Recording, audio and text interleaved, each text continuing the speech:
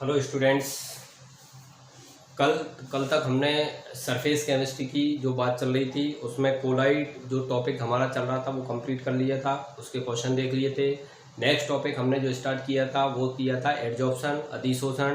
तो एडजॉर्प्शन के बारे में आपने क्या क्या पढ़ लिया है एक बार और ये देख लें। ठीक, नंबर 1 हमने पढ़ लिया है कि एडजॉर्प्शन क्या होता है, ये देख लिया था। सरफेस फिनोमेनॉन होता है, फिर उसके सरफेस फिनोमेनॉन होता है इसमें सॉलिड की सरफेस पर लिक्विड या किसी भी गैस के मॉलिक्यूल का कॉन्सेंट्रेशन का क्या हो जाता है, इंक्रीज हो जाता है। ठीक, ये हमने बात कर ली थी। ये एक स्पॉन्टेनियस रिएक्शन है, एक स्वतः अभिक्रिया है, ये हमने देख लिया था।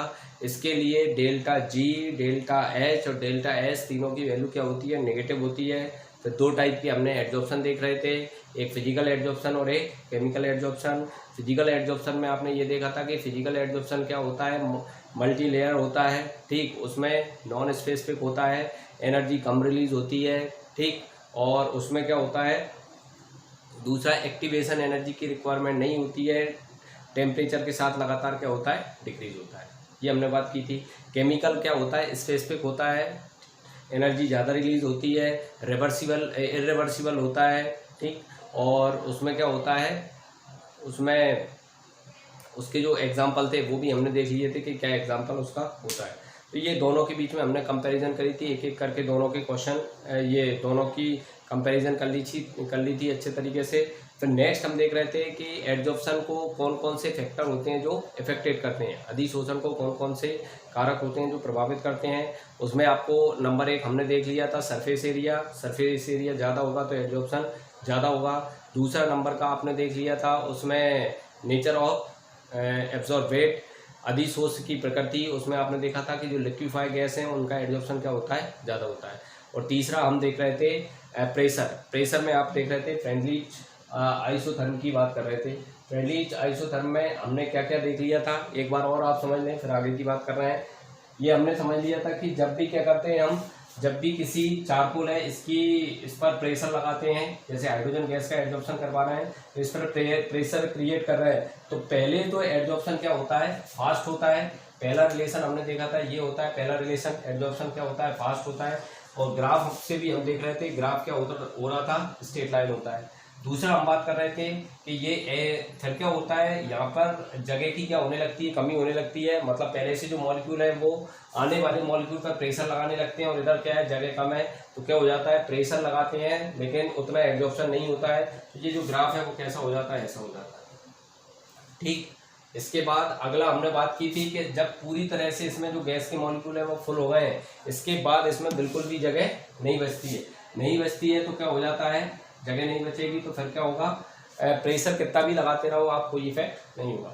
तो क्या होता है, पहले कैसा होता है, एब्जॉर्प्शन फास्ट होता है, फिर धीमा हो जाता है, स्लो हो जाता है और लास्ट में क्या है, कांस्टेंट हो जाता है, स्थिर हो जाता है, प्रेशर का कोई इफेक्ट नहीं पड़ता है।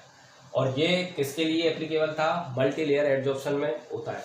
अब इसमें हम ये भी देखें और आगे की अगर आप बात करें तो क्या है, ये जो टेम्परेचर होता है एक्चुअल में हम बात करें तो ये, अगर हम टेम्परेचर, ये समतापीय मतलब ये कांस्टेंट टेम्परेचर पर है। अगर जैसे आप मान लो ये जो एब्जॉर्प्शन है, ये जो ग्राफ बना है ये 150 डिग्री सेंटीग्रेड पे बना है। अगर आपने टेम्परेचर बढ़ाया होता तो यही ग्राफ थोड़ा सा क्या हो जाएगा और नीचे आ जाएगा। मान लो सपोज ये यहाँ पे हो गया 200 डिग्री सेंटीग्रेड, तो 200 डिग्री सेंटीग्रेड पर एब्जॉर्प्शन क्या होगा, कम होगा। और आपने टेम्परेचर बढ़ाया होता, मान लो 250 कर दिया आपने, तो एब्जॉर्प्शन क्या हो जाएगा और कम हो जाएगा और नीचे आएगा ये ग्राफ। ये एब्जॉर्प्शन ये होता है, ये आप देख रहे हैं काय पे, एक्स एक्सिस पे। ये देखो 150 पर इतना है तो 200 पे कितना हो गया, कम, और क्या हो जाएगा ये 250 में और कम हो जाएगा। मतलब टेम्परेचर इंक्रीज करते हैं तो एब्जॉर्प्शन क्या होता है, डिक्रीज होता है। इससे ये बात भी प्रूफ हो जाती है। अब हम थोड़ा सा ये जो रिलेशन है इस रिलेशन के बारे में बात कर लेते हैं। ये रिलेशन में हम ये देख रहे हैं, इसका एक ग्राफ देखेंगे जिसके ऊपर क्वेश्चन आ जाता है। ठीक, ये तो अपन ने कल तक की बात कर ली थी। आपने ये भी देख लिया कि टेम्परेचर बढ़ने से क्या हो जाता है, टेम्परेचर बढ़ने से एब्जॉर्प्शन क्या हो जाता है, कम होता जाता है। ठीक, अब ये जो ग्राफ था, ये जो रिलेशन है, सेकंड नंबर वाला रिलेशन है, उसकी बात कर लेते हैं।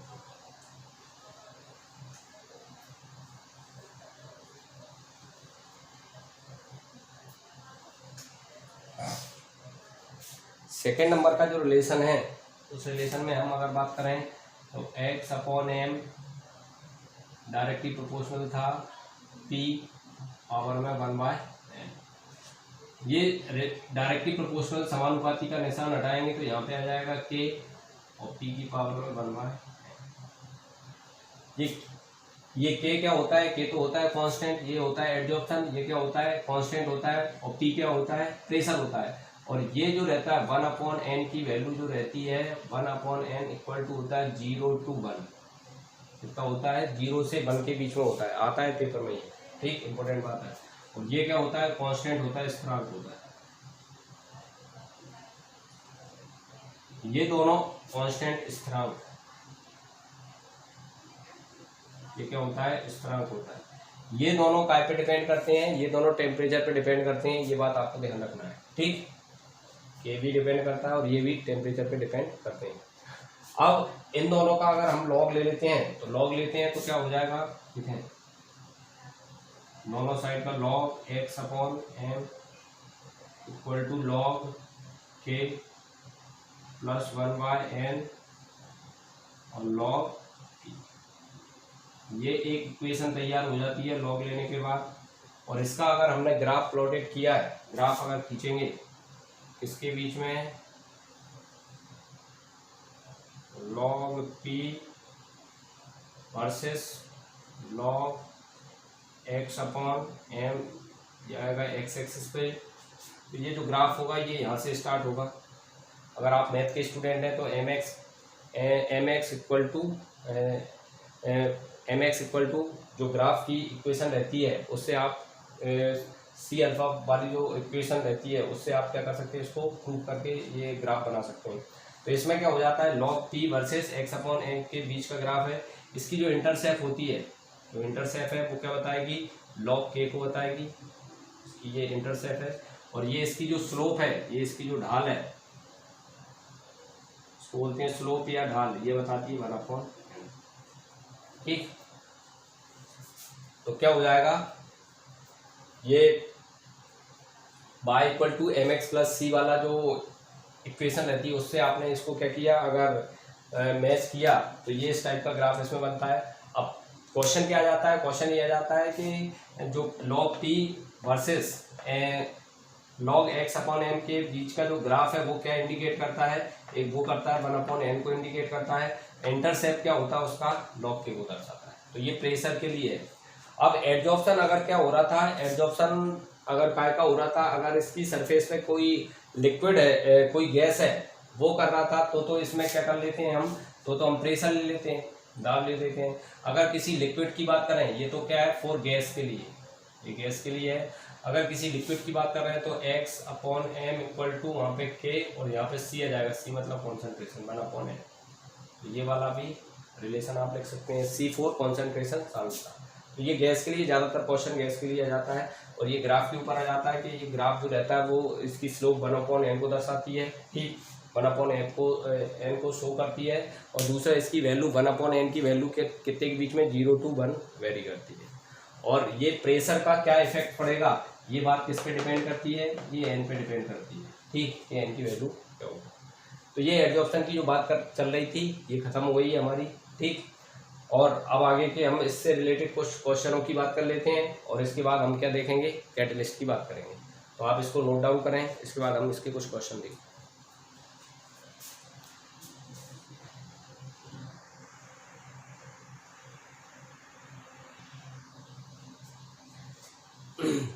तो ये एडजॉर्प्शन से रिलेटेड कुछ क्वेश्चन है वो देख लेते हैं हम, किस टाइप के क्वेश्चन आ जाते हैं। देखें सबसे पहला क्वेश्चन है value of delta H, value of delta H, delta S and delta G for adsorption. Hindi में क्या लिखेंगे इसको, अधिशोषण के लिए, अधिशोषण के लिए डेल्टा एच, डेल्टा एस और डेल्टा जी के मान होते हैं, तो अपन ने बात की थी कि इन तीनों के मान क्या होते हैं, डेल्टा एच, डेल्टा जी और डेल्टा एस के मान, तीनों के मान क्या होते हैं एडजॉर्प्शन के लिए, क्या होते हैं नेगेटिव, लेस देन 0। कारण एक एक्सोथर्मिक रिएक्शन है, ये बताता है। ये क्या बताता है, डेल्टा एस बताता है कि ये कैसी रिएक्शन है, रेंडमनेस को, अव्यवस्था को कम करने वाली है। और डेल्टा जी क्या बताता है कि ये कैसा होता है, ये एक स्पॉन्टेनियस रिएक्शन है, एक स्वाभाविक क्रिया है, ठीक। अगला क्वेश्चन है slope of log X log x upon M versus P graph. Hindi में लिख सकते हैं log x upon M versus log p के बीच के ग्राफ की ढाल होती है। तो अभी हाल जैसा कि मैंने आपको बताया था, तो वो क्या इंडिकेट करती है, वो इंडिकेट करती है 1 अपॉन एन। तो आंसर क्या हो जाएगा 1 अपॉन एन। आई वो क्वेश्चन है जी। अगला क्वेश्चन फिजिकल एड्जॉर्प्शन आर, भौतिक अधिशोषण होता है। फिजिकल एड्जॉर्प्शन होता है, ऑप्शन में दिया है हमें, हिंदी में क्या लिखेंगे, भौतिक अधिशोषण होता है। क्या भौतिक अधिशोषण है? तो भौतिक अधिशोषण ऑप्शन में दिया है मोनोलेयर, बाइलेयर, ट्राइलेयर और मल्टीलेयर। हिंदी में एक परतीय, द्विपरतीय, त्रिपरतीय और बहुपरतीय। तो फिजिकल एड्जॉर्प्शन कैसा होता है? बहुपरतीय होता है। तो आंसर कौन सा हो जाएगा? ठीक है, बहुपरतीय। अगला क्वेश्चन है which of the following is not a characteristic of chemical adsorption. Which of the following is not a characteristics of chemical absorption? Hindi में निम्न में से कौन सा गुण रासायनिक अधिशोषण का नहीं है? निम्न में से कौन सा गुण रासायनिक अधिशोषण का नहीं है? पहला ऑप्शन है adsorption are irreversible. Adsorption are irreversible. Hindi में अधिशोषण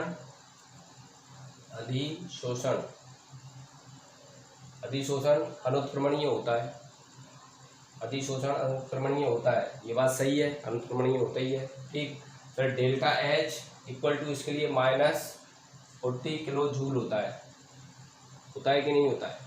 नहीं होता है। ये कितना होता है? लगभग अपन ने देखा था 80 से लेकर 200-250 तक ये रहता है, और कई किताबों में 400 तक भी बताया गया है। ठीक, तो ये वाला ऑप्शन क्या है? रॉन्ग है। इसके बाद सी ऑप्शन में क्या है? स्पेसिफिक होता है, ये विशिष्ट होता ही है। ठीक, स्पेसिफिक का मतलब भी मैंने आपको बताया था कि प्लेटिनम की सरफेस पर ओनली हाइड्रोजन का एड्जॉर्प्शन होता है, तो उसी का एड्जॉर्प्शन होगा। नेक्स्ट हमने देखा है, ये क्या है? Adsorption increase with increasing of surface area.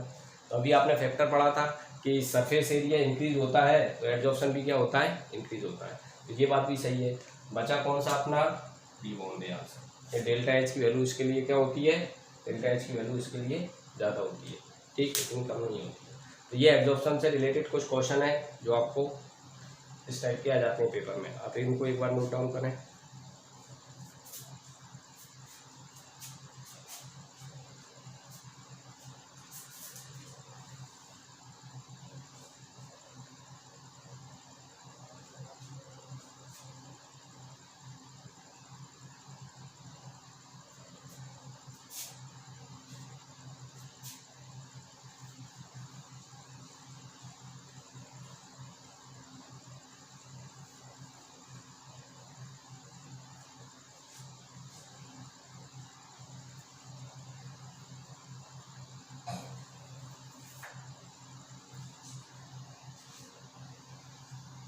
चलिए,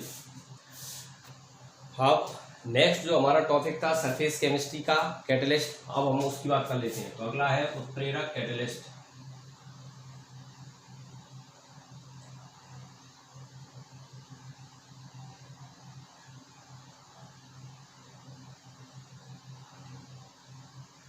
ठीक, कैटलिस्ट या उत्प्रेरक क्या होता है? कैटलिस्ट या उत्प्रेरक एक ऐसे सब्सटेंस होते हैं, ये ऐसे पदार्थ होते हैं जो रेट ऑफ रिएक्शन को क्या कर देते हैं? इंक्रीज कर देते हैं। जो अभिक्रिया की दर को क्या कर देते हैं? बढ़ा देते हैं। उन्हें हम क्या कहते हैं? उन्हें बोलते हैं कैटलिस्ट कहते हैं।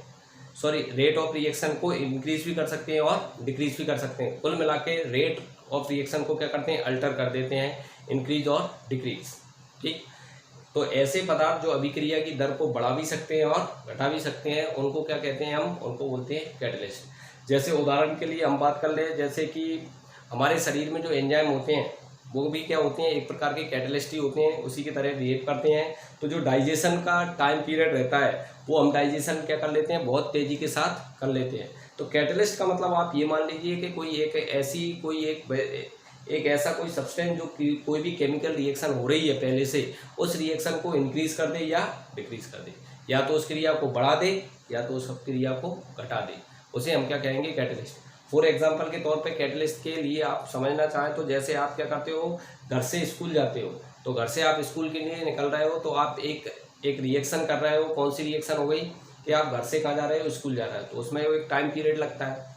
अब मान लो आप क्या ऐसे जा रहे हो, जब आप स्कूल पैदल जा रहे हो तो टाइम ज़्यादा लगता ही है, लेकिन यदि आप मान लो आपके पास साइकिल है, ठीक, या मोटरसाइकिल है, तो आप मोटरसाइकिल से जा रहे हो तो रिएक्शन वही है कि आप स्कूल जा रहे हो, बस क्या हो रहा है उसमें टाइम पीरियड क्या लग जाएगा, मोटरसाइकिल से जाना है तो कम लग जाएगा। तो उसने क्या कर दिया, रेट ऑफ रिएक्शन को क्या कर दिया, इंक्रीज कर दिया।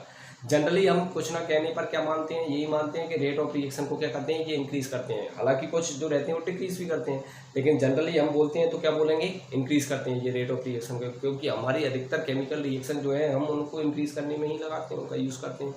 ठीक, तो क्या हो जाता है, अब मोटरसाइकिल से आप गए तो क्या होगा, जल्दी पहुँच जाओगे। ठीक, अब मोटरसाइकिल अगर पंचर हो गई तो क्या होगा, कैटलिस्ट है। ठीक, तो लेके आप जाओगे तो फिर क्या हो जाएगा, उसको लेके जाओगे, खुद भी चलोगे, उसको भी चलाओगे, तो क्या हो जाएगा, फिर रेट क्या हो जाएगी, कम। इससे अच्छा तो पैदल चले जाते। तो ऐसा ही कैटलिस्ट का है भाई, रेट ऑफ रिएक्शन को इंक्रीज भी कर सकता है और डिक्रीज भी कर सकता है।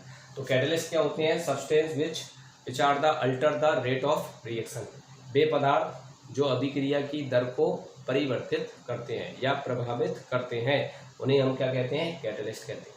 आ गई बात समझ में। तो क्या करते हैं, कैटलिस्ट क्या होते हैं। अब इनका क्लासिफिकेशन देखें, हम कैटलिस्ट की बात करें तो कैटलिस्ट समझ में आ गया क्या होता है, रेट ऑफ रिएक्शन को क्या कर सकते हैं, अल्टर करते हैं, रेट ऑफ रिएक्शन को इंक्रीज और डिक्रीज कर सकते हैं। इसमें हम सबसे पहले क्लासिफिकेशन की बात करें तो पहला क्लासिफिकेशन हम देख रहे हैं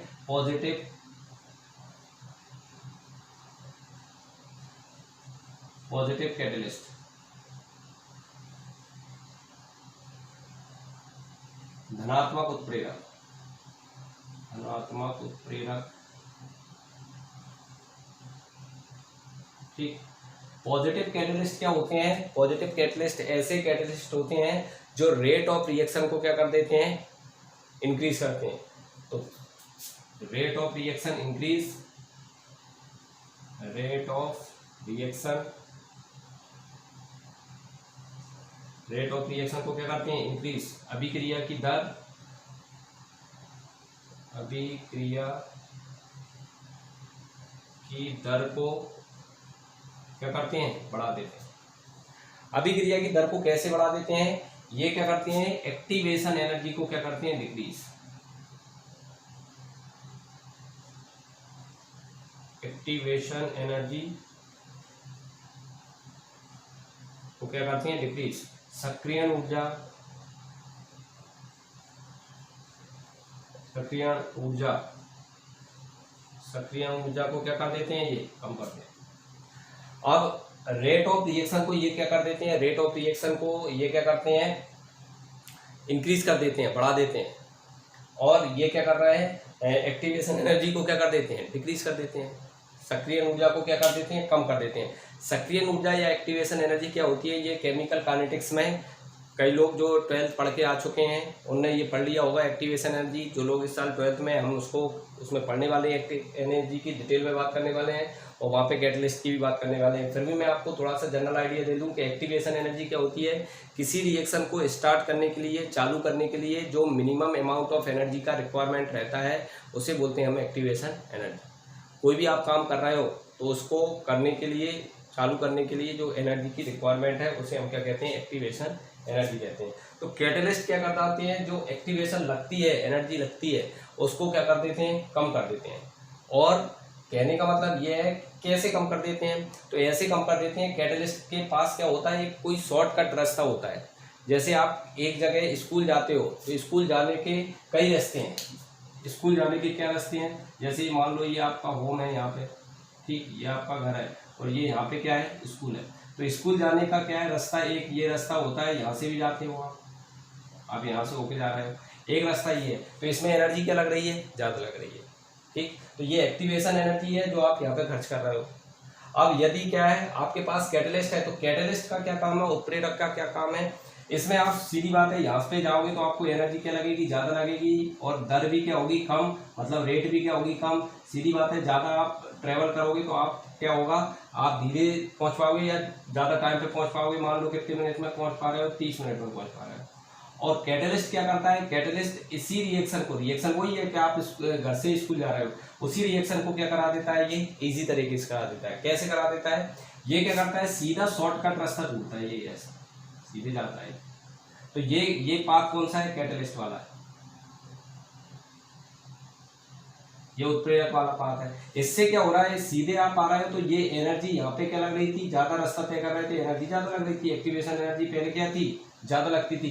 लेकिन कैटलिस्ट क्या करेगा, ये एक्टिवेशन एनर्जी यहाँ पे क्या लगेगी, कम, और रेट ऑफ रिएक्शन क्या हो जाएगी, ज्यादा। सीधी बात है, तेजी से हो जाएगा। ये काम 30 मिनट में हो रहा था तो हो सकता है ये कितने में हो जाए, 20 मिनट में।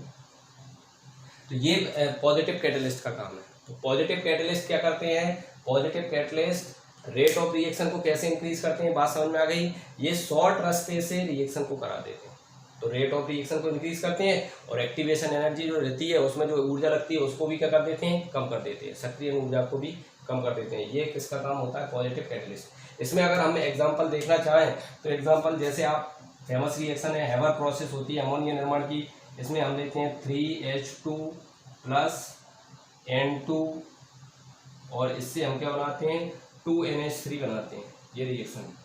तो इसमें हम कैटलिस्ट क्या ले लेते हैं, आयरन। तो आयरन क्या होता है, एक पॉजिटिव कैटलिस्ट की तरह बिहेवियर करता है। तो पॉजिटिव कैटलिस्ट क्या हो रहा है, ये रेट ऑफ रिएक्शन को इंक्रीज कर देता है और एक्टिवेशन एनर्जी को क्या करता है, डिक्रीज। तो ये पॉजिटिव कैटलिस्ट हो गया। आगे बात समझ में, ये आप इसको नोट डाउन करें पॉजिटिव कैटलिस्ट को। नेक्स्ट हम बात कर रहे हैं फिर नेगेटिव कैटलिस्ट की।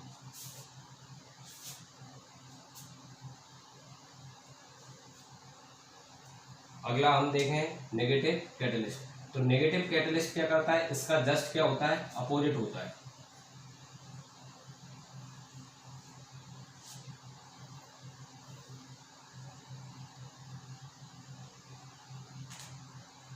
नंबर बी,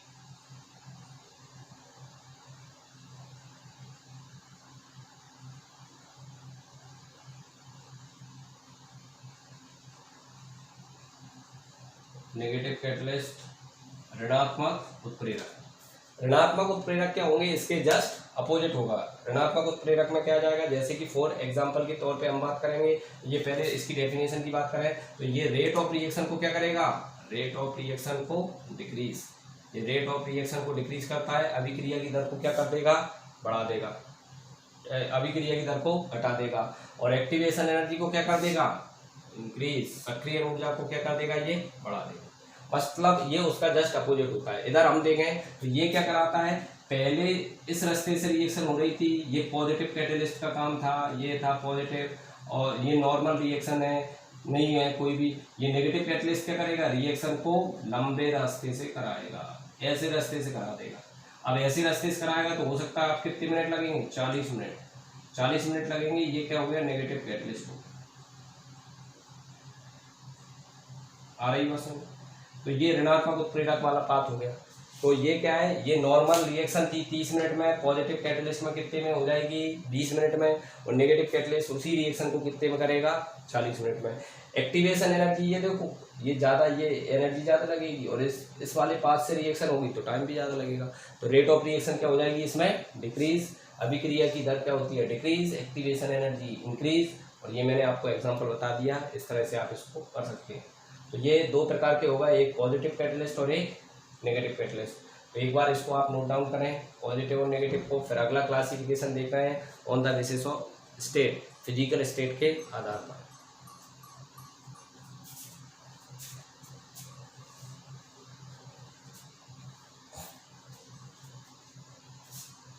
चलिए नेक्स्ट जो क्लासिफिकेशन है हमारा कैटलिस्ट का, classification on the basis of physical state.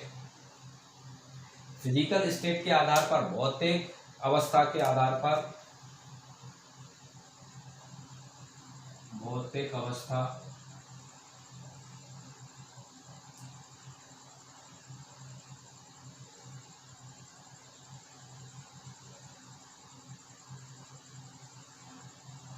Physical state के आधार पे हम बात करें तो ये कैटलिस्ट जो रहता है वो दो प्रकार का होता है। एक होता है होमोजीनियस,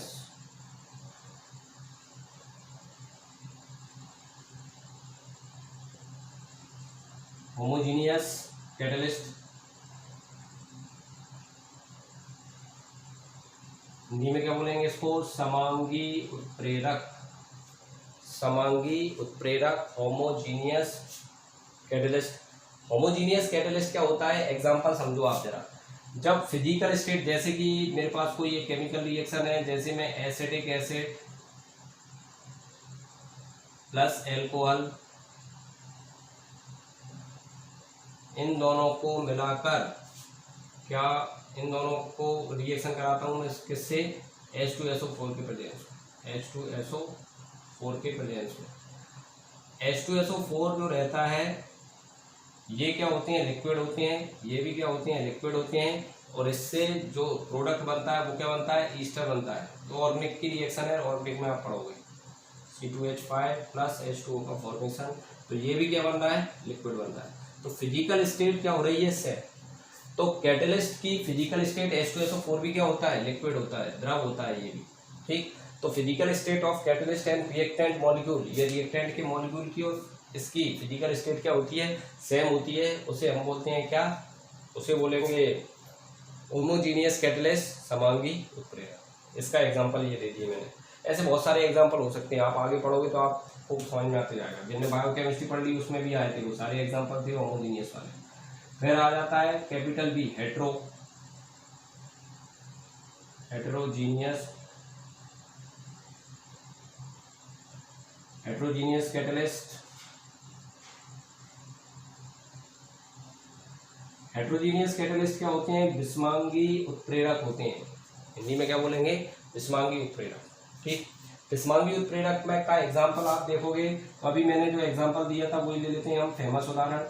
हेवर प्रोसेस में ये हाइड्रोजन गैस होता है, नाइट्रोजन क्या होता है, गैस होता है, और किसके प्रेजेंस में होता है, आयरन के प्रेजेंस में। आयरन क्या होता है, सॉलिड, और इससे क्या बनती है, अमोनिया, ये भी गैस होती है। तो अगर फिजिकल स्टेट काय की, कैटलिस्ट की फिजिकल स्टेट और रिएक्टेंट के मॉलिक्यूल के, अभिकारक के अणुओं की भौतिक अवस्था क्या होती है, असमान होती है। ये सॉलिड है और ये क्या है, गैस है, तो ये क्या कहलाएगा, हेटेरोजीनियस कैटलिस्ट कहलाएगा। आ रही बात समझ। तो ये क्या होता है, होमोजीनियस कैटलिस्ट होते हैं, और कुछ क्या होती है, हेटेरोजीनियस कैटलिस्ट हैं। ये फिजिकल स्टेट के आधार पे, भौतिक अवस्था के आधार पे हैं। मैं जो एग्जांपल बता रहा हूँ आपको उन पर ही फोकस करना है, ठीक। ज़्यादा आपको पढ़ने की जरूरत नहीं है, और जितना भी जो भी आता है हम बीच बीच में पढ़ते हैं, तो वहाँ पे आपको समझ में आ ही जाएगा। तो आज हमने जो बात की है मेनली वो बात की है कैटलिस्ट के ऊपर, आपने बात कर ली। कैटलिस्ट क्या है, एक ऐसे सब्सटेंस है जो रेट ऑफ रिएक्शन को क्या करते हैं, इंक्रीज कर देते हैं। और पॉजिटिव कैटलिस्ट की बात कर रहे हैं तो एक्टिवेशन एनर्जी को डिक्रीज करते हैं, और नेगेटिव कैटलिस्ट की बात कर रहे हैं तो इसका अपोजिट। और फिजिकल स्टेट के आधार पर आपने ये देख लिया, ठीक। आप इनको नोट डाउन करें और प्रॉपर नोट्स बनाएं, और कल लगभग ये चैप्टर हम क्या कर देंगे, समाप्त कर देंगे। इसके बाद हम नेक्स्ट कोई चैप्टर देखने वाले हैं। ये चैप्टर मैंने आपको पहले ही बोला है, इजी चैप्टर है, सिंपल है, ठीक। आपको कुछ नहीं करना है, नोट्स बनाना है, और थ्योरेटिकल क्वेश्चन आते हैं इसमें, न्यूमेरिकल बेस्ड क्वेश्चन आने की संभावना ना के बराबर होती है, आते ही नहीं, एक दो क्वेश्चन कभी कभार आए हैं। तो किसी भी एग्ज़ाम में, किसी भी एग्ज़ाम की हम बात कर रहे हैं, तो आप इसको नोट डाउन करें और याद करें। कल हम इसके आगे की बात करेंगे, और कल जो बात करेंगे उसमें ये कैटलिस्ट की और प्रॉपर्टी देखेंगे, इसकी कैटलिस्ट की प्रॉपर्टियाँ क्या क्या होती हैं वो हम देखेंगे। फिर कैटलिस्ट की मैकेनिज्म की भी बात करेंगे कि ये कैटलिस्ट कैसे काम करता है, दो एक इसकी मैकेनिज्म देख लेंगे। और इसके बाद इससे रिलेटेड क्वेश्चन तो इस पर ईजी बनते हैं, बस नाम वगैरह पूछा जाता है और मैकेनिज्म के ऊपर कभी क्वेश्चन आ जाता है। और ये ख़त्म करने के बाद फिर नेक्स्ट हम क्या देखेंगे, अगला कोई चैप्टर स्टार्ट करेंगे, ठीक। जब तक के लिए जय हिंद, जय भारत।